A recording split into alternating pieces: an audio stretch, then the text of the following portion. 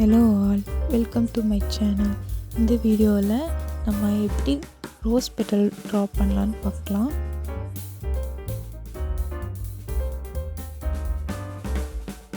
First ஒரு round make பண்ணிட்டு அதில் வந்து ஸ்ப்ரில் வரைஞ்சிக்கோங்க.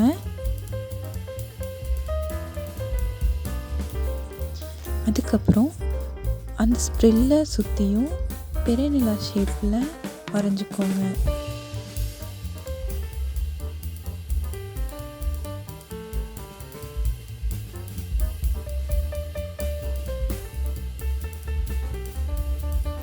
கேப் இல்லாமல் எல்லா இடத்தையும் ஃபில் பண்ணிக்கோங்க.